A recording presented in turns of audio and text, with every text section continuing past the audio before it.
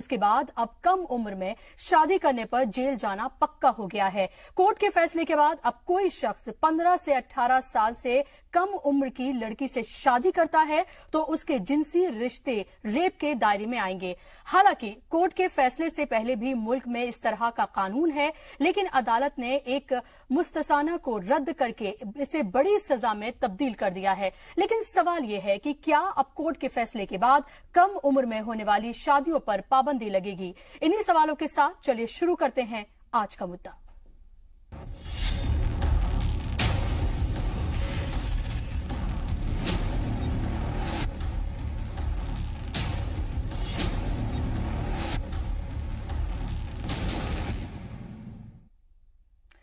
अगर आपसे कहा जाए कि शादी के बाद भी आप रेप के इल्जाम में जेल जा सकते हैं तो शायद कानों को एक बार यकीन ना हो, लेकिन ये बात बिल्कुल सही है। पहले देखिए ये रिपोर्ट।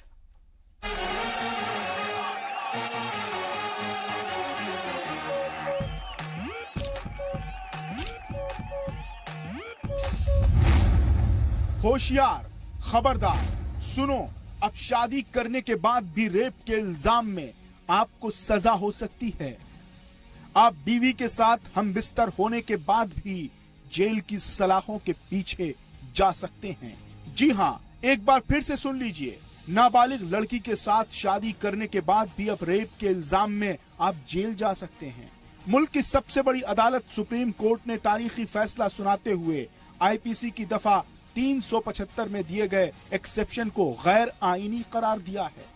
अदालत ने कहा है कि ये एक्सेप्शन आइन के आर्टिकल 14, 15 और 21 के तहत दिए गए बराबरी और जीने के हक की खिलाफ वर्जी हैं और पॉक्सो कानून के मुताबिक नहीं है। दरअसल रेप की डिफिनेशन वाले आईपीसी 375 में 15 साल से ऊपर की बीवी के साथ शौहर के रिश्ते को रेप के दायरे से बाहर रखा गया था। कोर्ट ने अब इस मुस्तस्ना को हटा दिया है, यानी अब 15 से 18 साल की बीवी के साथ बनाए गए जिनसी रिश्ते रेप के दायरे में आएंगे। लड़की अगर 1 साल के अंदर शिकायत करती है तो उसके शौहर पर केस चलेगा।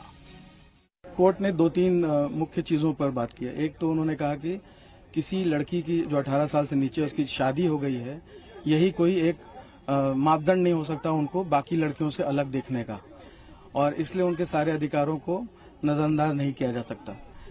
तो जो भी अधिकार धारा 14, 15, 21 संविधान के जो मिले हैं वो सारे अधिकार इनको भी मिलने होंगे। दूसरा उन्होंने कहा कि कोई भी व्यक्ति अगर किसी 18 साल से नीचे की लड़की से शादी करता है और लड़की शारीरिक संबंध बनाने का कंप्लेन करती है 1 साल के अंदर में, तो वो रेप का चार्जेस और केस चलेगा उसके हस्बैंड पर। सुप्रीम कोर्ट का फैसला आने के बाद इस मसले पर देवबंद के उलमा की राय भी आई है। उलमा का कहना है कि मुल्क की अदालत के फैसले का वो एहतराम करते हैं, लेकिन उन्होंने कहा कि शरीयत के एतबार से लड़का 15 साल और लड़की 9 साल की उम्र में बालिग हो जाती है, और इस उम्र में अगर कोई लड़का या लड़की शादी करता है तो शरीयत के एतबार से वो शादी गलत नहीं है। हालांकि उन्होंने इस बात पर भी जोर दिया कि मौजूदा वक्त में कोई भी इतनी कम उम्र में शादी नहीं करता है। इस्लाम का जो नुक्ता नज़र है बालिग और नाबालिग होने के सिलसिले में, वो लड़के के लिए 15 साल है और लड़की के लिए 9 साल है। लड़का 15 साल का है और लड़की 9 साल की है, और अगर बाई चांस ऐसा निकाह हो जाए तो उसमें शरीय तौर पर कोई कबाहत नहीं है, वरना आम तौर से ऐसा होता नहीं है। दूसरी बात, शरीयत ने इस चीज़ को ज़बरदस्ती नहीं कहा है कि आप इसी उम्र में शादी करो। ये एक स्टेज बयान की है, यानी इस उम्र से अगर आप शादी करना चाहें तो कर सकते हैं। कानून का एहतराम और कानून का हमें पालन करना वो भी जरूरी है। लेकिन सवाल है कि जब मुल्क में पहले से ही कानून है कि 18 साल की उम्र से कम लड़की से शादी करना कानूनन जुर्म है, तो फिर अदालत के इस फैसले को किस तरह देखा जाए? साफ है कि कानून की सही तरीके से पासदारी नहीं हो पा रही है, यानी इस उम्र की शादी पर पाबंदी नहीं लग पा रही थी। अब कोर्ट के इस फैसले के बाद क्या इस तरह की शादियों पर पाबंदी लग पाएंगी? ये एक बड़ा सवाल है। ब्यूरो रिपोर्ट, जी मीडिया। तो इस पर चर्चा करेंगे और मेहमानों से भी आपका तारुफ कराएंगे, लेकिन फिलहाल आपको जी बिजनेस के कॉन्क्लेव में ले चलते हैं, जहां पर सेंट्रल मिनिस्टर महेश शर्मा खिताब कर रहे हैं। सीधा आपको वहीं ले चलते हैं। और मेरी लोकसभा कॉन्स्टिट्यूएंसी में 1200 गांव हैं। आम आदमी, आम ये व्यक्ति ये मानता है कि ये फैसला अच्छा है, चाहे वो डिमोनेटाइजेशन के वक्त का हो, चाहे वो जीएसटी के वक्त का हो। जीएसटी के वक्त के फैसले को लोगों को थोड़ी सी दिक्कतें आई 1 महीने में रिटर्न फाइल करने के लिए। हम लोगों ने फैसला लिया कि 1 महीने नहीं 3 महीने में करेंगे, और अगर इसे और भी कोई बदलाव की जरूरत पड़ी तो एक खुले मन से ये सरकार, खुले मन से ये प्रधानमंत्री ये स्वीकार करने को तैयार हैं और स्वीकार कर रहे हैं और उस पर कार्रवाई कर रहे हैं। तो देश अगर कहे, विश्व ये मान रहा है कि देश के हित में ये जो फैसले लिए गए हैं ये अपेक्षित थे बहुत लंबे समय से। डिमोनेटाइजेशन का असर, आज आतंकवादियों नक्सलवादियों की घटनाएं देश में कम हुई है।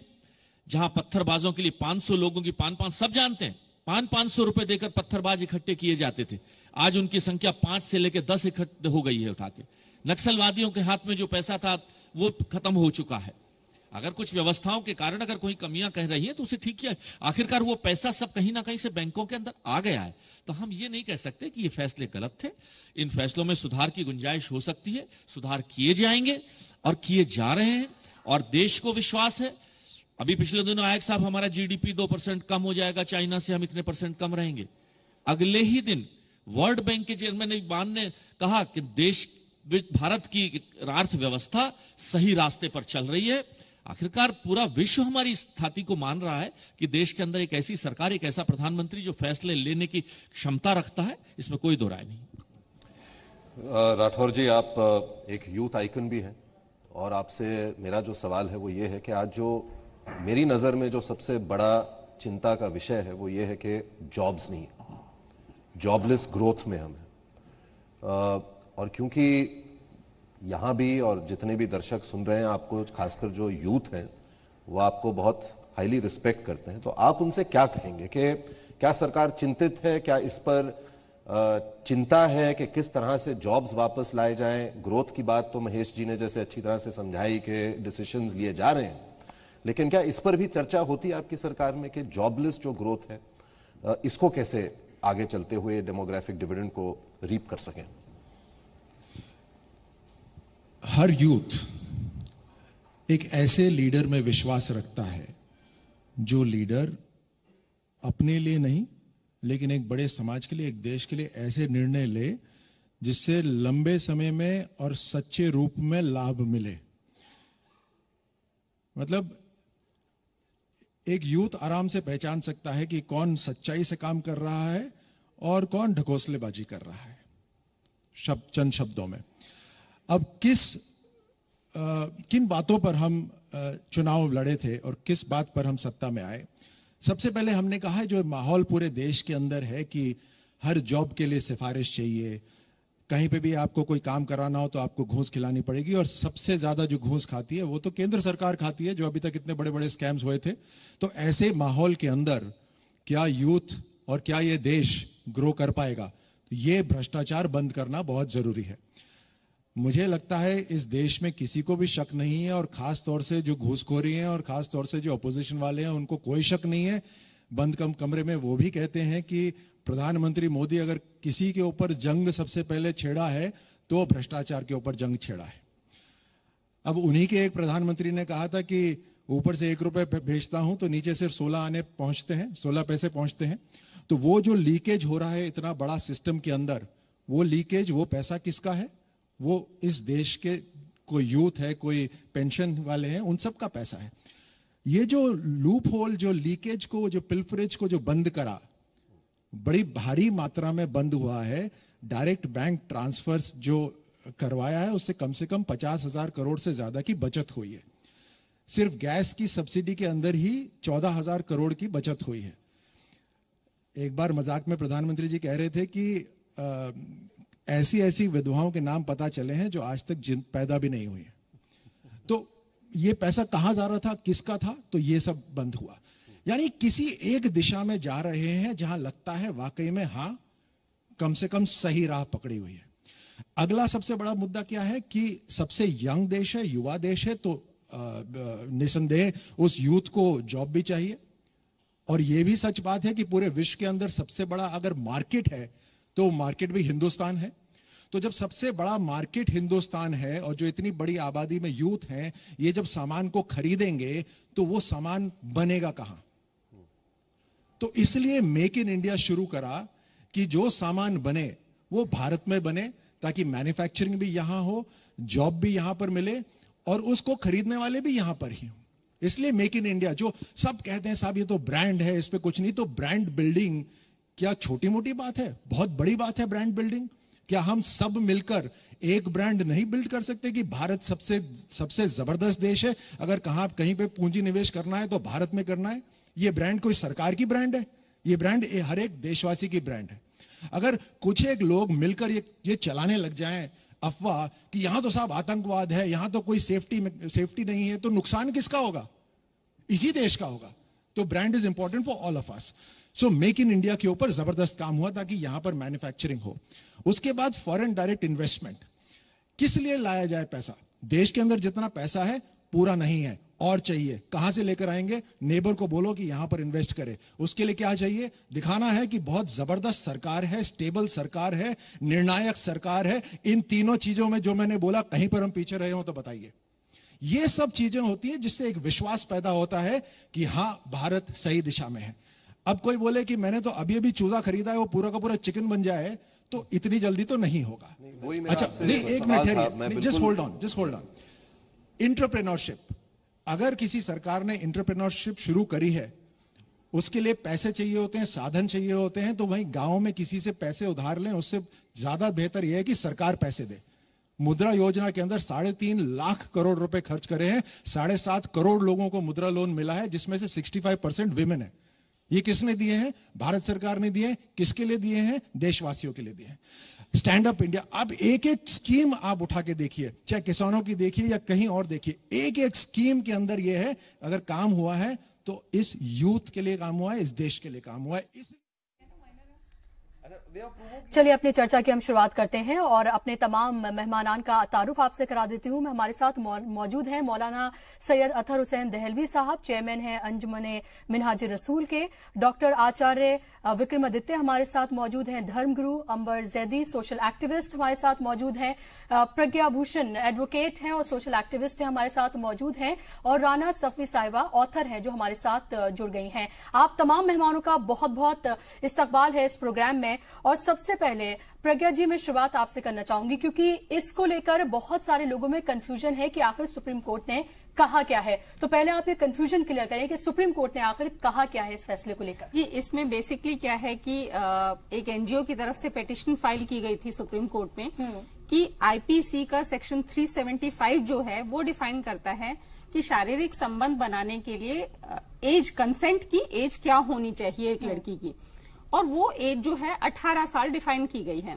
बट इस सेक्शन में एक एक्सेप्शन है, सेक्शन 375(2) जो सेकंड क्लॉज है, इसका ये एक्सेप्शन है कि अगर वो लड़की मैरिड है तो शादीशुदा होने की वजह से 15 साल से लेकर के 18 साल की एज तक की जो बच्ची होगी, उस केस में ये रेप नहीं कहलाएगा जो अगर शारीरिक संबंध होता है तो सुप्रीम कोर्ट का इसमें ये मानना था कि ये जो पर्टिकुलर एक्सेप्शन है इस आईपीसी की धारा 375(2) में, ये बाकी जो कानून है जो कि बच्चों की एज डिफाइन करते हैं, जो कि बच्चों के प्रोटेक्शन के लिए हैं, prohibition of child marriage act हुआ 2002 का जो कि शादी की एज 18 साल बताता है, या फिर पॉक्सो हुआ जो prevention of sexual offences against children है, तो उसमें जो 18 साल की एज है और इसमें जो एक्सेप्शन है ये आपस में कॉन्ट्राडिक्ट करते हैं और इस वजह से क्लैरिटी नहीं आ पाती है कि एक्चुअली इस पर्टिकुलर केस में रेप कहा जाएगा या नहीं कहा जाएगा, क्योंकि आईपीसी में वो रेप नहीं कहलाता लेकिन पॉक्सो में बुक हो सकता है।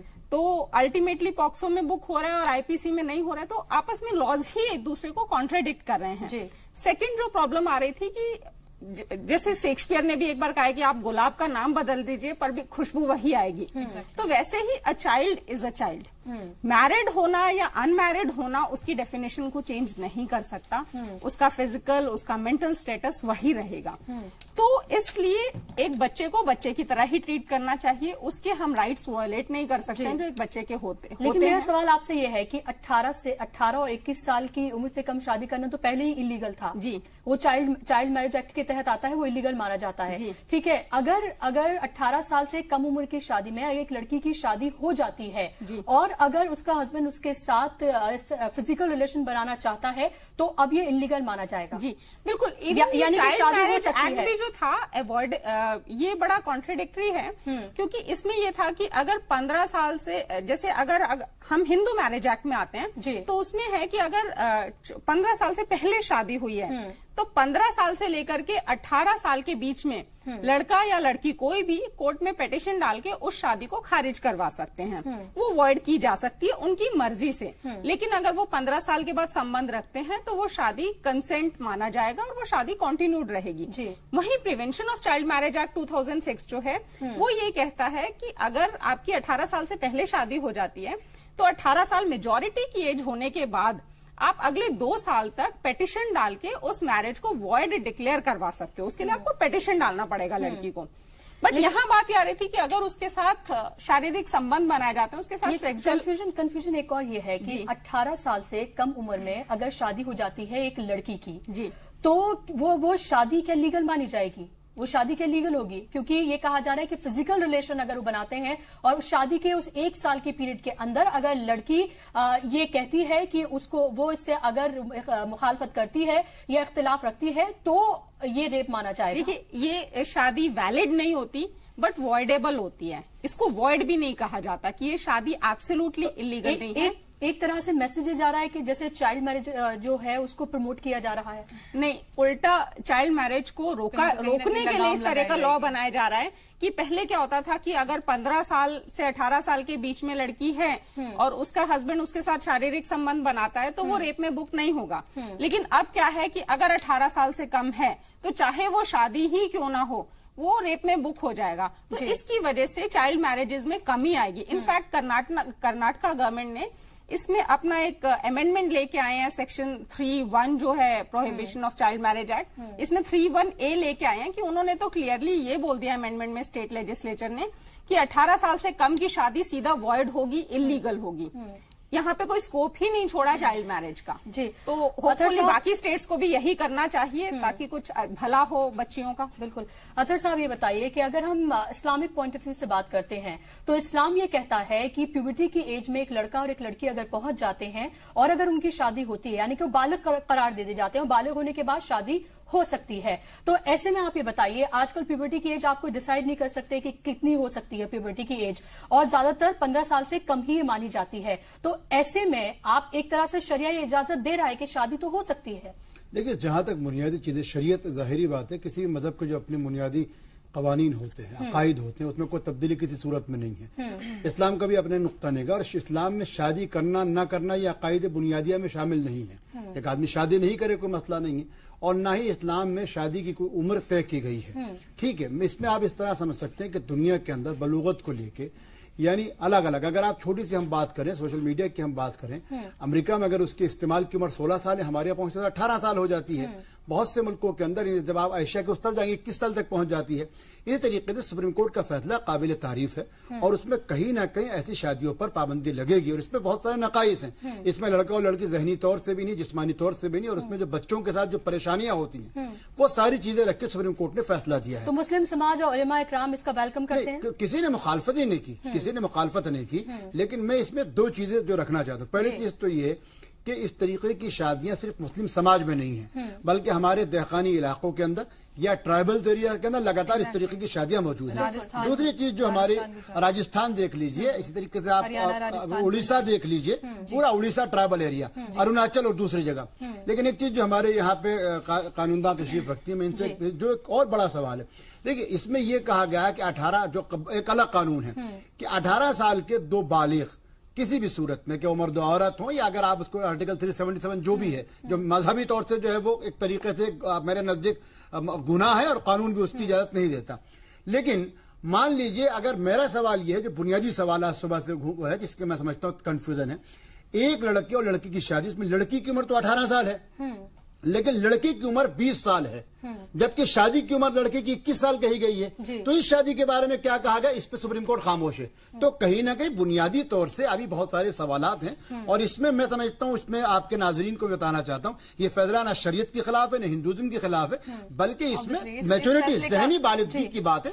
आचार्य जी, अगर हम चाइल्ड मैरिज को देखते हैं तो अभी भी आज के जमाने में भी 10 साल से कम उम्र की शादियां 6.5 यानी कि 6.5 मिलियन लड़कियों की होती हैं और 3.56 मिलियन जो है उसमें लड़के शामिल हैं। तो आज के जमाने में भी अगर ये हमारे पास आंकड़े मौजूद हैं, डेटा मौजूद है, तो क्या सबसे पहले जो चाइल्ड मैरिजेस हो रही हैं बड़े पैमाने पर आज भी, सबसे पहले क्या उसे नहीं रोका जाना चाहिए? अगर फैसला सुना तो दिया गया, लेकिन उससे पहले जो और बहुत सारी प्रथाएं चल रही हैं उन पर भी तो रोक तो लग गई है, लेकिन समाज में तो अभी भी प्रचलन है उसका।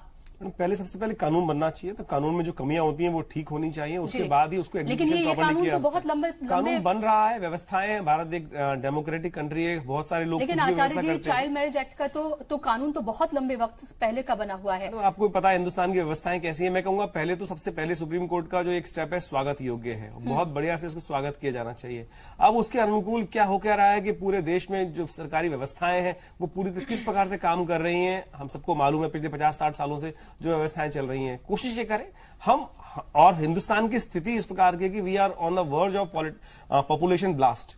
हमको पॉपुलेशन कंट्रोल करने की सबसे पहली आवश्यकता है। मैं तो कहूंगा इसके साथ साथ आवश्यकता है लोगों को अवेयर किया जाए, सिखाया जाए, पढ़ाया जाए। जब तक आज लिटरेसी लेवल हिंदुस्तान का बहुत कम है, अगर हिंदुस्तान के लोग पढ़े लिखे जितने ज्यादा हो जाएंगे तो अपने आप बहुत सारी चीज कंट्रोल कर पाएंगे। आज लोगों को गांव में आप जाके देखें हमारी साक्षरता की एक लेवल क्या है। जिस व्यक्ति को सिग्नेचर करने आ जाते हैं हम उसको साक्षर मांग लेते हैं।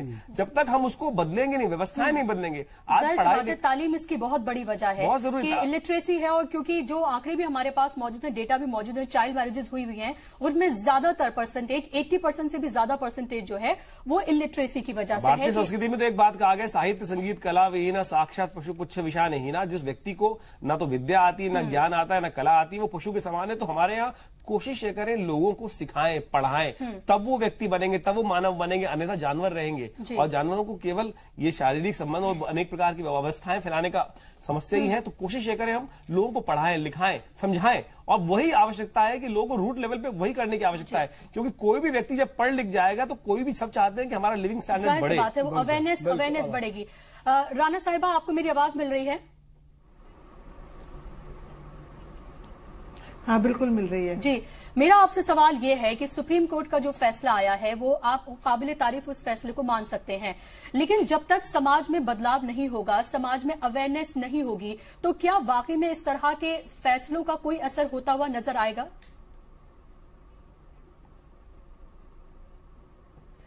सबसे पहले तो मैं आपको मुबारकबाद दूंगी कि आपने बहुत अच्छा पैनल बैठाया है, बहुत ही इनलाइटेंड लोग हैं इस पैनल में। और जैसे कि आचार्य जी ने कहा और मौलाना साहब ने कहा कि सबसे बड़ा मसला जो है वो हमारे सामने, वो समाज को ही बदलना है और वो एजुकेशन से ही बदल सकता है।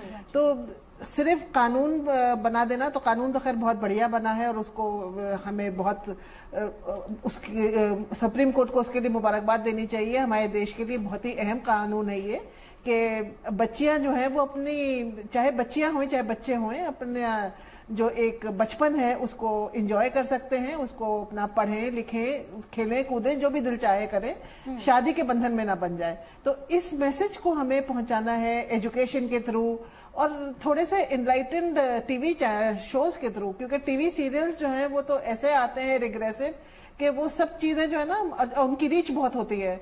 तो जैसे अभी थोड़े दिन पहले एक आ रहा था सीरियल जिसमें लड़का जो था वो नाबालिग था, फिर खैर वो हटा दिया गया, शायद बहुत शोर हुआ उसके खिलाफ। तो एक ये जिम्मेदारी है जो हमको एज सिटीजन्स ऑफ इंडिया, चाहे हम प्रोड्यूसर्स, टीवी प्रोड्यूसर्स हों, चाहे राइटर्स हों, चाहे जर्नलिस्ट हों, चाहे आम आदमी हों, टीचर्स हों, कि हम इस बात की अवेयरनेस फैलाएं कि चाइल्ड मैरिज जो है वो बहुत ही गलत है बच्चे के लिए, बच्चे के मानसिक चाहे शारीरिक उसके लिए विकास। राणा साहिबा, क्योंकि मेरा सवाल यही है, अगर हम चाइल्ड मैरिजेस की बात करते हैं तो अभी भी हिंदुस्तान का बहुत बड़ा हिस्सा ऐसा है, बहुत बड़ा तबका ऐसा है जहां पर चाइल्ड मैरिजेस होती हैं और इसके लिए कानून बहुत अरसे पहले बन गया है। तो मेरा सवाल इसी से जुड़ा यही है कि कि जब तक आप समाज में अवेयरनेस नहीं फैलाएंगे, आप फैसले पे फैसले करते जाइए, लेकिन अगर उसका असर समाज में नहीं हो रहा है तो फिर उन फैसलों का फायदा क्या है? वही है कि उसको एजुकेशन के थ्रू आप प्रोग्राम्स बनाएं, क्या कहते हैं, एडवर्टाइजमेंट कैंपेन्स करें, टीवी सीरियल्स बनाएं जो जिनकी पहुंच होती है आम लोगों तक, क्योंकि सिर्फ लेक्चरबाजी से तो बहुत लोगों की समझ में आता नहीं है। एक कुछ इस तरह से होए जो आई कैचिंग होए, बच्चों को मतलब जो रूरल एरियाज हैं, ट्राइबल एरियाज हैं, वहां तक ये मैसेज कैसे पहुंचाया जाए, तो उसके लिए कुछ मेरे ख्याल से विजुअल और ऑडियो विजुअल कैंपेन्स करने पड़ेंगे और उसमें हम सबको साथ देना होगा। और एजुकेशन का भी कुछ ये समाज के अंदर ये अनादिकाल से व्यवस्था रही है, स्कूल्स, हाँ, हिंदू संस्कृति के अंदर अनादिकाल से व्यवस्था रही है कि लड़की को अपने शौहर को चुनने का हक हमेशा रहता था। ये मुसलमान इस्लाम में भी है, बहुत अच्छी बात है, परंतु आज समस्या क्या है कि आज डिबेट बहुत शांति माहौल में हो रही है। आमतौर पर डिबेट में तो साहब तलवारें तैयार रहती है, जवान की तलवारें तैयार रहती है और कोई सुन के राजी। हमारी कोशिश रहती है कि जो हमारे गेस्ट हैं मौजूद हैं वो अपनी बात को सही से रख पाए। तो कोशिश ये करें, जब मैं भी कह रहा हूँ कि हमारे यहाँ भी अगर अलाउड है कि भाई इस लड़की अपनी बुद्धि के द्वारा, अपने मन के द्वारा स्वयंवर, जहाँ वर्ड जो आया है स्वयंवर, स्वयं कुछ और नहीं चुनने की बात है, स्वयंवर चुनने की व्यवस्था भारतीय संस्कृति में रही। और आप कह रहे हैं आपके, मुझे पता नहीं इस्लाम में भी अगर वो संस्कृति है तो लड़ाई कहाँ है भाई, तो लड़ाई कहाँ है? इस्लाम यही कहता है कि इसमें वो तो मैरिज कॉन्ट्रैक्ट भी है इस्लाम में, और बिना लड़की की इजाजत के शादी निकाह जायज हो ही नहीं सकता है। तो इस्लाम में भी इस बात की इजाजत है। हालांकि अगर मैं डेटा को देखती हूँ तो 10 साल से कम उम्र की जो शादियां हुई हैं उसमें 84% जो हैं वो हिंदूज हैं और 11% सिर्फ मुस्लिम है, और उसके अलावा जो बाकी परसेंटेज बचती है उसमें अदर्स आते हैं। यानी कि बड़ा हिस्सा जो है वो अभी भी हिंदू समाज में जो चाइल्ड मैरिज एक्ट है, चाइल्ड जो मैरिज है, वो अभी भी बहुत बड़े पैमाने पर होती है। मैं यहाँ एक सवाल उठाना चाहूंगा कि आप ये बात लोगों को समझ में आनी चाहिए कि प्रोहिबिशन ऑफ जो चाइल्ड मैरिज एक्ट है जी, वो एक बात समझ लेनी चाहिए हम सब लोगों को कि उसमें कई बार लोग ना लूप होल ढूंढने लगते हैं कि ये इसमें यूनिफॉर्म सिविल कोड की बात जो आ जाती है कि ये इस्लाम पे नहीं जायज होगा, केवल हिंदुओं पर जायज होगा। जहां तक मुझे अवेयरनेस है कि जो prohibition of child marriage act है वो हर एक के लिए है, हिंदुस्तान के तमाम नागरिकों के लिए है, और उस बात को लोग समझना चाहिए। कई बार क्या होता है, कई बहसों के अंदर ये बात समझ में आ जाती है, लोग इस बात को, क्योंकि देखिए टीवी देख के लोग समझना चाहते हैं, और समझने के लिए समाज में दो तरह के लोग होते हैं, खराब भी होते हैं, सज्जन और दुर्जन दोनों प्रकार के लोग होते हैं, और किसी वकील के पास जाके तो कोई राय देता नहीं है। और बहुत सारी बार मैंने ऐसा देखा है, हमारे बहुत सारे एक्टर ऐसे हुए हैं कि जिन्होंने इस लॉ को बदलने के हिसाब से अपने धर्म को परिवर्तित करके और वहां जाकर अव्यवस्था फैलाने की व्यवस्था करी है, और समाज में बहुत सारे उदाहरण ऐसे प्रत्यक्ष रूप से हैं। हमें इस चैनल के माध्यम से ये बात समझा देनी चाहिए कि कहीं भी आप धर्म बदल कर भी प्रोहिबिशन ऑफ चाइल्ड जो बेसिकली जो मैरिज एक्ट है उससे आप बच नहीं सकते। मैं चाहूंगा वकील साहब इस बात पे भी। देखिए, इसमें बहुत एक सिंपल सी चीज है कि जो यूनिफॉर्म सिविल कोड है वो ज्यादातर सिविल लॉज पे अप्लाई होता है। जो चाइल्ड मैरिज की बातें हुई या फिर जो रेप के लॉज हुए या पॉक्सो हुए, ये सब क्रिमिनल लॉज हैं और ये देश के हर इंसान पे क्रिमिनल लॉ अप्लाई करता है। अगर कोई 18 साल से कम उम्र की लड़की के साथ शारीरिक संबंध बनाता है, सेक्सुअल इंटरकोर्स करता है, तो वो पॉक्सो में बुक होगा, वो रेप के दायरे में आएगा ही आएगा, चाहे वो किसी भी धर्म या जाति का हो। और अगर लड़की का कंसेंट है तब देखिए 18 साल जो उम्र है वो कंसेंट की उम्र मानी गई है, तो कंसेंट की बात तो होती ही 18 साल से शुरू है। 18 साल से कम में 15 से 18 की विंडो क्यों दी गई है? ये दी गई थी इसीलिए उसे खत्म किया गया है। कोर्ट को लगा कि ये गलती है और इसकी वजह से पॉक्सो और आईपीसी आपस में कॉन्ट्राडिक्ट कर रहे हैं, इसलिए इसको और ये लॉज गलत है, इसलिए 375(2) जो है आईपीसी में उसको खत्म किया गया है। चलिए, समाज में और किस तरह के बदलाव लाने की जरूरत है इस पर हम बात करेंगे, लेकिन इस छोटे से ब्रेक के बाद चल लौट रहे हैं।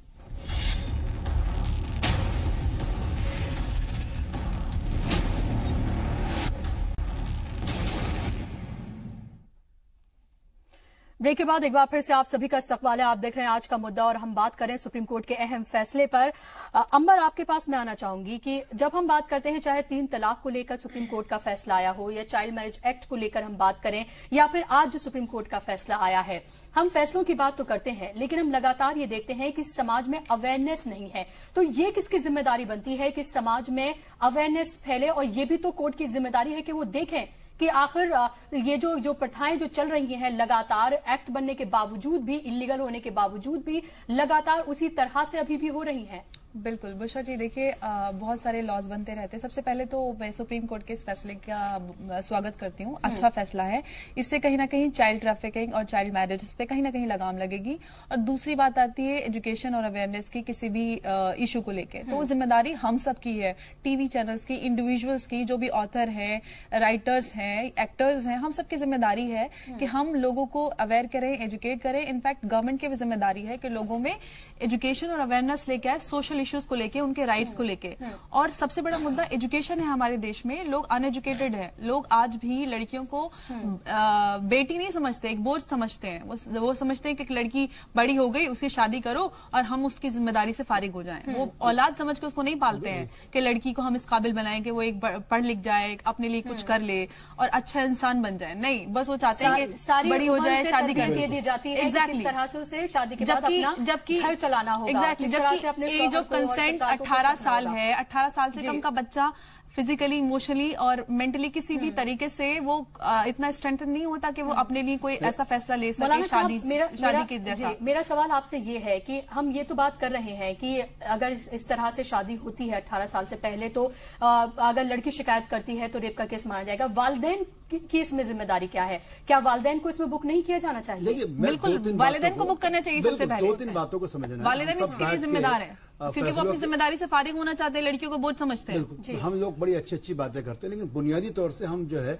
वो हकाइक से मुंह छुपाना चाहते हैं। मेरा कहना यह है कि जब आप किसी कम उम्र बच्ची की या कम उम्र बच्चे की शादी करते हैं तो सिर्फ जहनी तौर से नहीं बल्कि उसका जिस्मानी नशोनुमा भी इस दर्जा नहीं होता कि उसकी शादी हो सके। बिल्कुल। इस मुल्क में जहां हर 10 में से 8 औरतों का एचबी, ये मैं नहीं कह रहा, ये वर्ल्ड हेल्थ ऑर्गेनाइजेशन कह रहा है कि आप यानी जो रूरल एरिया है उनको छोड़ दीजिए, शहरों में भी जहां 10 में से 8 बच्चियों की, बच्चे कहूंगा या औरतों में एचबी की कमी लगातार हो रही है, जहां कैल्शियम लगातार वो हो रहा है और वहां बच्चों के दिल में तरह तरह की बीमारियां हो रही हैं। हमारा कहना है जो लोग अपनी बच्चियों की या बच्चों की शादी करते हैं वो कुछ लम्हों की या खानदान या इज्जत जो भी कुछ आप कहिए, वो ये क्यों नहीं सोचते कि इनका क्या होगा और इनकी आने वाली नस्लों का क्या होगा।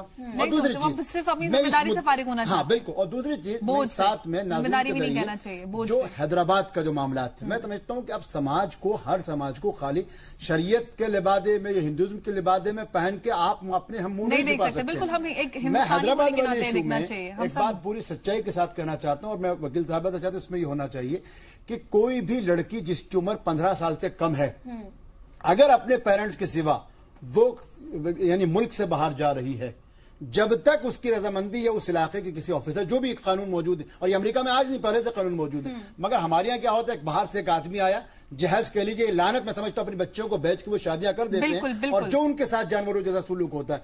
इसलिए सुप्रीम कोर्ट के इस फैसले को हमको मजबूत तरीके से देखना चाहिए और हर चीज में हम ये समझते कि मैं बार बार कह रहा हूँ ये शरीयत के ऊपर कोई मुदाखलत नहीं है। अगर आप मुझे जाती तौर से करेंगे, मैं जाहिरी तौर से जब तक मेरे बच्चे जो जहनी तौर से, जिस्मानी तौर से उस बालिदगी को ना पहुंच जाए, मैं शादी के हक में नहीं। मैं बताना चाहूंगी कि इवन लॉ भी यही कहता है कि अगर नाबालिग बच्चों की शादी जबरदस्ती करवाई जाती है, क्योंकि ज्यादातर ये उनके पेरेंट्स ही करवाते हैं, तो पेरेंट्स को इन प्रोविजंस में बुक किया जाता है और उनको सजा का हर प्रोविजन है लॉ में ऑलरेडी।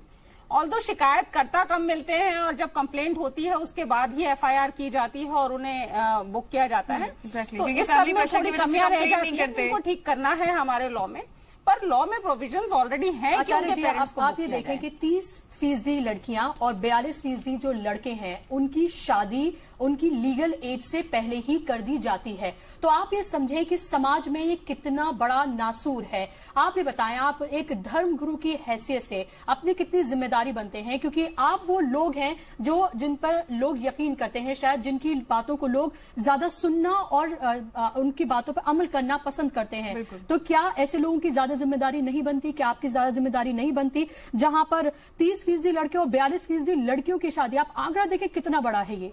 बहुत जिम्मेदारी बनती है सब लोगों की, समाज की हर व्यक्ति की जिम्मेदारी बनती है कि ये देश को पहले तो अपना समझें। हम सब लोग अपने पड़ोसी को भी अपना नहीं समझ के राजी। आज की तारीख में समस्या ये हो गई है कि हम पड़ोसी के घर में कुछ समस्या होती है, हम कहते हैं उसी को झेलने दें। जब तक हम इस समस्या को हम पूरे समग्र रूप से नहीं देखेंगे, पूरे भारतवर्ष को अपना घर नहीं मानेंगे, वसुधैव कुटुंबकम की बात करने के हम प्रयास करते हैं कि पूरी धरती हमारी है। आज हम जो पॉपुलेशन ब्लास्ट हिंदुस्तान में होने जा रहा है वो केवल हिंदुस्तान को ही नहीं तकलीफ देगा, पूरे विश्व को इससे जो परेशानी होने वाली है, खाने को कुछ नहीं बचने वाला, जो व्यवस्थाएं बनने वाली हैं, तो उस सब चीज को हमें समझना पड़ेगा। ये चीज जब तक अवेयर नहीं आएगी, मैंने कार्यक्रम के आरंभ में कहा था पढ़ाएं लिखाएं, आज मैं इस बारे में ये बात भी कहूंगा कि इस चीज में मॉडर्नाइजेशन हो रहा है, मदरसों को भी उठ के आना चाहिए। हमारी पाठशालाएं जो हैं आज की तारीख में वेद विद्यालय चलते हैं, उन सब में मॉडर्नाइजेशन की बात चल रही है। सवाल ये भी आचार्य जी के एग्जीक्यूटिव एजेंसीज क्या कर रही थी फिर अब तक? सब देखिए, सरकार कुछ नहीं करती। ये गलत फहमी है लोगों को कि सरकार को बदलती। सरकार मूलभूत सुविधाएं देने का प्रयास कर सकती है जब तक लोग स्वयं नहीं उठेंगे किसी समाज को बदलने के लिए। लेकिन आंसरेबल अकाउंटेबल तो बनाना होगा ना, कौन बना रहा है? आंसरेबल और अकाउंटेबल तो बनाना होगा ना आपको। गवर्नमेंट हम बना रहे हैं, गवर्नमेंट स्वराज को। आचार्य जी, कितनी शादियां ऐसी हैं जहां पर खुद नेता वहां पर शामिल होते हैं, पुलिस वाले बैठे होते हैं? आप ही बताएं, इतने बड़े पैमाने पर अगर राजस्थान में शादियां हो रही हैं जी, गलती हमारे समाज की है। अगर समाज के वहां 4 व्यक्ति खड़े होकर कहते हैं नेताजी आप क्यों आए इसके अंदर, मुझे नहीं लगता कि अगली बार नेता आने की हिम्मत करेगा। नेताजी की गलती नहीं है कि जिनकी सरकार लगातार ये बात कर रही है। अब हम लगातार ये भी बात कर रहे हैं, बेटी बचाओ बेटी पढ़ाओ की हम बात कर रहे हैं, लेकिन हम वहीं पर जाकर देखते हैं रूरल एरियाज में अलग अलग जगहों पर कि अभी भी इसी तरह की चीजें जो हैं वो बड़े पैमाने पर हो रही है। पर बदलना पड़ेगा ना मैडम, जब तक बदलेंगे नहीं, समाज में बदलाव आने की प्रयास है। आज से पहले सुप्रीम कोर्ट ने इस बात पे कोई ध्यान ही नहीं दिया और आज इतनी बड़ी बात हुई है, आज समाज में ध्यान दिया जा रहा है। बड़े शहरों में भी ये रेट बढ़ा है 0.7। सडनली तो आप इस बात में समझिए कि आज एक बात मैं समझ पाऊंगा कि सामाजिक व्यवस्था में आज हिंदुओं के अंदर शादी कराते हैं पंडित और वहां मुसलमानों में शादी कराते हैं मौलवी, तो दोनों के दोनों बाकी जायज है। तो मुझे लगता है कि दोनों को भी साथ में जेल भेजना चाहिए जिसने व्यवस्था बनाई। तो अगर रजिस्टर्ड करा रहे हैं दोनों को अंदर भेजो सबसे पहले। जिम्मेदारी बनती है कि वो इस चीज से परहेज करें। जाहिर सी बात है, वालिदैन और उन बच्चों के साथ साथ जो पंडित या कोई जो मौलाना साहब है जो शादियां इस तरह की करा रहे हैं उन्हें बुक करना चाहिए। बिल्कुल करना चाहिए और किया भी जा रहा है। मैंने जितनी भी टीवी न्यूज देखी है यूपी के अंदर बहुत ज्यादा इस प्रकार चल रहा है, बट जितनी समाज में हम समाज को जगाना पड़ेगा कि हम समाज में जो लोग हैं, जो समाज आचार्य जी, मैं आपसे थोड़ा सा इसमें मैं विरोध रखता हूँ। मेरा कहना यह है, जो रफिया ने कहा, सवाल यह है कि समाज के अंदर बेदारी या सामाजिक जागरूकता का सिर्फ जिम्मा उलामा पंडित या हमारे एक्टिविस्ट नहीं है, हमारी मीडिया का भी एक बड़ा हिस्सा है। मैं आपसे छोटी सी एक बात करता हूं, आज हमारे यहाँ करप्शन इस स्तर पे पहुंच चुका है कि पहले आपको मालूम होना चाहिए, ये कानून का एक सरकार की एक एडवाइजरी आई कि बच्चे का स्कूल में दाखिले के वक्त आपको उसके जो टीके हैं, जो वैक्सीनेशन है, उसका आपको कार्ड दिखाना पड़ेगा। आप जाइए 20 रुपए का कार्ड 50 रुपए का कार्ड बनाइए, स्कूल में आप दे दीजिए। हमारे ये कि जब तक नहीं अंबर मैं जो कह रहा हूँ, जब तक हर स्तर नहीं वो कह रहा हूँ, जब तक हर स्तर के ऊपर समाजी बेदारी की बात नहीं होगी, जब तक हम अपने बच्चों को अपना बच्चा नहीं बल्कि ये नहीं समझेंगे साहब, जो बार बार अंबर ने कहा भाई हमारी औलाद है, हमारा हिस्सा है, तो उसके वैक्सीनेशन से लेकर उसकी शादी तक हमको हर चीज की फिक्र। साहब माफ कीजिएगा, मुझे रोकना पड़ रहा है बीच में प्रोग्राम, क्योंकि हमें फिर से बिजनेस जो है बिजनेस की एनक्लेव जो चल रही है उसमें सीधे उसका रुख कर लेते हैं और वहां पर नितिन गडकरी साहब कुछ बोल रहे हैं, सीधा वहीं का रुख करते हैं। और साल भर का पीरियड, जैसे दिल्ली का एयरपोर्ट बना तो ये पहले दिन 2-3 दिन में ही लीकेज हुआ और एयरपोर्ट के बारे में अखबारों में छप के आया कि दिल्ली का इंटरनेशनल एयरपोर्ट कैसे काम खराब हुआ, कहाँ लीकेज हुआ, यही मुझे याद है वो न्यूज। पर वो इतना बड़ा एयरपोर्ट बना और उसके बाद में पहले शुरुआत में उसको सब बातों को, सिस्टम को रेगुलाइज करने के लिए समय लगता है। बड़े बड़े इंफ्रास्ट्रक्चर प्रोजेक्ट में होता है, इरिगेशन प्रोजेक्ट में होता है, कोई पंपिंग सिस्टम होती है उसके बैलेंसिंग करते समय होता है, कहीं नया घर बनाते तो पावर में कभी कभी डिस्टर्बेंसेस आ जाते हैं। तो मुझे क्या लगता है कि ये बात जरूर है कि नोटबंदी के बाद कुछ प्रमाण में तकलीफ हुई इनिशियल, और अभी जीएसटी के बाद हुई है, पर कभी कभी क्या है पॉजिटिव बातों की चर्चा नहीं होती। अभी मुंबई से दिल्ली इस रोड पर 18 टोल नाके हैं और एक टोल नाके पर 10 मिनट गया तो 180 मिनट, यानी आप पकड़ लो 3 घंटे गए। फिर गुजरात, महाराष्ट्र, मध्य प्रदेश, राजस्थान और दिल्ली, ऐसे 5 स्टेट के बैरियर्स थे। अब हमने 17 टैक्सेस और 22 सेस को कैंसिल किया है। अब जो ट्रक को जाने के लिए 28 से 30 घंटे दिल्ली मुंबई लगते थे, अब हमने वो किराया, ये अभी बराबर सिस्टम में भी थोड़ा प्रॉब्लम है, पर मैं कहूँगा कि 28 घंटे के बजाय ट्रक 18 घंटे में जाएगा, 18 से 20 घंटे में। अब 8 घंटे अगर एक ट्रिप में बचाएगा तो महीने में वो कितनी ट्रिप बढ़ाएगा, कितना डीजल बचेगा, कितना पोल्यूशन बचेगा, कॉस्ट कितनी कम होगी। क्योंकि वही जो कैपिटल कॉस्ट है ट्रक की, वो अगर 6 ट्रिप 7 ट्रिप महीने की मार रहा है, वो ट्रिप अगर 13 हो गई 12 हो गई तो उसकी कॉस्ट कम होगी। तो ये जीएसटी में है, और इसलिए सरकार में हमने ये किया है कि प्रधानमंत्री जी ने हम सब मंत्रियों को कहा कि आपके डिपार्टमेंट में दिक्कतें ढूंढो। तो मैंने हमारे शिपिंग के सभी लोगों को बुलाकर फाइनेंस सेक्रेटरी के साथ मीटिंग कराई, और आपको आश्चर्य होगा उन्होंने लगभग 100% सजेशंस मानने किए हैं। अभी हमने परसों जो निर्णय किए दिवाली के एक तोहफे के रूप में दिए हैं, तो ये भी काफ़ी रिलीफ लोगों को मिला है। पर आप अगर मुझे पूछोगे कि आप कुछ करने लायक नहीं है क्या, तो मैं ये कहूँगा और करने लायक है। जैसे जैसे सुझाव आएंगे और प्रैक्टिकल लेवल पर हमको समझ में आएगा कि ये दिक्कत है, ये सुधर जाएगी। और ऐसा करते करते जब हम दिक्कतों को सुधार देंगे तो स्मूथ हो जाएगा और लोगों की तकलीफ कम हो जाएगी। नितिन जी, लेकिन अभी तक हमने देखा कि मूड बड़ा अपबीट था, लेकिन पीछे 1.5-2 महीने से देश में जो एक माहौल है या देश में जो लोग बात कर रहे हैं, मूड जो है ओवरऑल इकोनॉमी को लेकर, वो थोड़ा ग्लूमी हुआ है। लोग अब आपस में जब बाहर जाते हैं तो बात करते हैं कि मंदी आ रही है। अच्छा, जीडीपी ग्रोथ रेट भी पहले के मुकाबले जो कम हुआ, उसको विपक्ष के लोगों ने शायद, अब देश के बच्चे बच्चे को ये पता है कि अपना जीडीपी ग्रोथ रेट क्या है, पहले नहीं पता होता था। तो ये अचानक से 1.5-2 महीने में जो मूड चेंज हुआ है, इसके बारे में आप क्या कहेंगे? और ख़ास तौर पर जब यशवंत सिन्हा ने वो आर्टिकल लिखा, फिर उन्होंने खुल के बात की इकोनॉमी के बारे में, क्या सरकार उसके बाद कुछ दबाव में है? राजनीतिक मूड जो होता है वो हर समय अप्स एंड डाउन पे चलता है। इसकी तुलना अगर करनी है तो हिंदी फिल्म इंडस्ट्री से होती है। जो मैं नाम नहीं लेता एक्टर का, जो लगातार 6 हिट फिल्म देता है और एक आधी ऐसी फिल्म चलती है कि उसमें उतना बिजनेस नहीं होता। राजनीति में आज तक हिंदुस्तान के राजनीति में किसी नेता का ग्राफ लगातार चर्चा या पॉपुलैरिटी एकदम ऊपर नहीं जाती। कुछ निर्णय से लोग खुश होते हैं, फिर नाराज होते हैं, फिर खुश होते हैं, फिर नाराज होते हैं।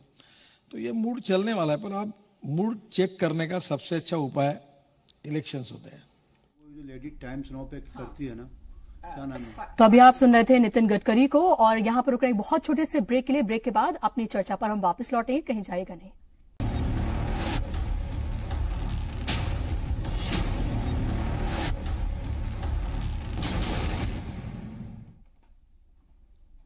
ब्रेक के बाद एक बार फिर से आप सभी का इस्तकबाल है। आप देख रहे हैं आज का मुद्दा। हम लगातार बात कर रहे हैं सुप्रीम कोर्ट के अहम फैसले पर। हमारे साथ तमाम मेहमानान मौजूद हैं।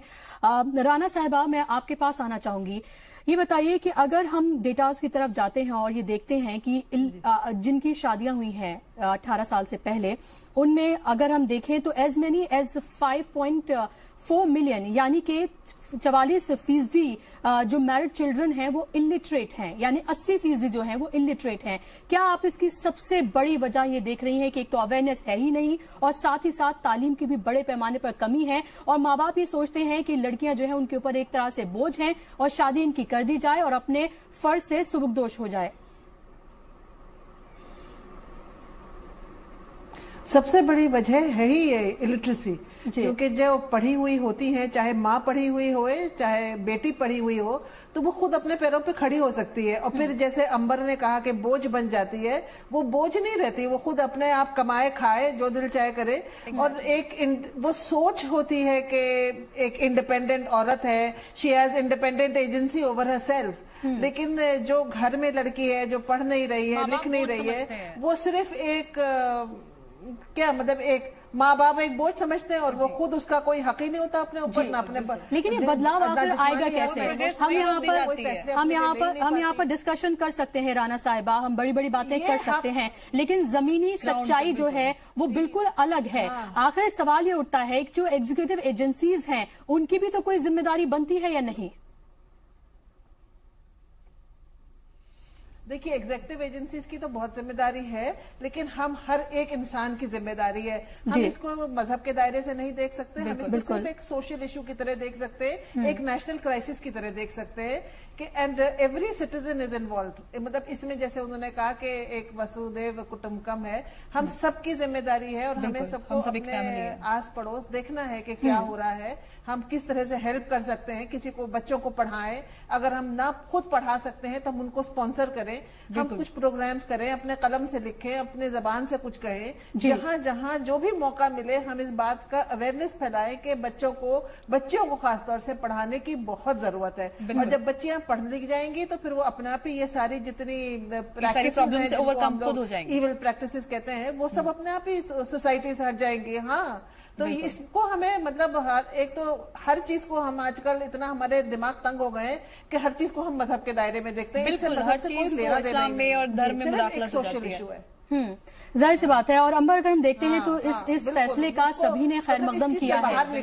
ये एक अच्छी बात कही जा सकती है कि तमाम लोगों ने इसका खैर मकदम किया है। जब हमारी अलग अलग लोगों से बात हुई है, उन सब ने कहा है कि जाहिर सी बात है ये खैर मकदम ये इस फैसले का किया जाना चाहिए। हालांकि शरिया क्या कहती है वो एक दीगर बात है। तो अमर, किस तरह से हम ये देखें कि अगर शरिया की अगर हम रोशनी में देखते हैं तो जाहिर सी बात है कि उम्र एक बालिग लड़की की बिल्कुल अलग है, और अगर हम इंडियन लॉ की तरफ देखते हैं तो बालिग लड़की की और लड़के की उम्र बिल्कुल अलग है। तो ऐसे में बदलाव लाने की हमें अपने अंदर भी बहुत बड़ी जरूरत है। जी बिल्कुल, हम जैसे कि राना साहिबा ने बोला कि हम इस चीज को धर्म के चश्मे से ना देखें, हम ये इसको नेशनल इशू और सोशल इशू के लिहाज से देखें। तो ये हम सबके लिए एक जैसा मुद्दा है, क्योंकि हम किसी भी धर्म से इस चीज को रिलेट नहीं कर सकते। ये इंसानों के हक में बात की जा रही है। अगर ये इशू है तो किसी के भी हक को वायलेट कर रहा है। यहाँ पे हिंदू या मुसलमान का हक नहीं है, औरत हो मर्द हो, कोई भी इंसान है, वो एक इंसान है एज अ इंडियन सिटीजन। हम इस चीज को देखें जी, तो पूरे तरीके से ये इंसानी जो ह्यूमन राइट की बात हो रही है, तो इसमें कहीं से भी हम इस चीज को नहीं जोड़ सकते। अतर साहब, एक मौलाना होने के नाते, एक उलमा होने के नाते, और आप लोगों की जिम्मेदारी हम लोगों से कहीं ज्यादा बनती है, क्योंकि जाहिर सी बात है आपको लोग सुनते हैं, आप शरिया को, आप इस्लाम को आप ज्यादा अच्छे तरीके से जानते हैं और आप पढ़े हुए हैं। तो ऐसे में लोगों को अवेयर करना, आज भी हम देखते हैं हैदराबाद का एग्जाम्पल आपने खुद ने दिया है, वहां पर हम देखते हैं किस तरह से लड़कियों की शादी चंद रुपयों के खातिर कर दी जाती है, एक तरह से उन्हें बेच दिया जाता है। या हम अलग अलग इलाकों में देखते हैं, राजस्थान की बात करें, हम बिहार के हम अलग अलग एरियाज की बात करें, वहां पर लड़कियों की शादी किस तरह से कर दी जाती है, चंद हजार रुपयों के लिए शादी कर दी जाती है। आज के जमाने में जब हम टेक्नोलॉजीज की बात कर रहे हैं, हम कहां कहां जाने की बात करें, हम हिंदुस्तान के लिए कह रहे हैं कि हम एक डेवलप कंट्री की तरफ बढ़ रहे हैं, तो ऐसे में अगर इस तरह की प्रथाएं अभी भी हमारे समाज में नासूर की तरह मौजूद हैं तो आएगा बदलाव कैसे? देखिए, इसमें सबसे बड़े बुशरा बात यह है कि हमारा मुकम्मल इंसानी समाज वो ख्वाह किसी भी मजहब से ताल्लुक रखता हो, हमने जिन्स के ताल्लुक से यानी जेंडर के ताल्लुक से हम बहुत ज्यादा महदूद हैं। हालांकि ये अच्छी बात है कि हम अपनी बेटी को बेटा तो कहते हैं, लेकिन सवाल ये कि उसको उस बराबरी तक हम नहीं पहुंच पाते। खाली इस्लाम की बात नहीं। और मुझे लगता है साहब, मैं इस बात से भी ना इत्तेफाकी रखती हूँ कि लड़का और लड़की नहीं, उसे सिर्फ आप इंसान की तरह समझें, औलाद की तरह।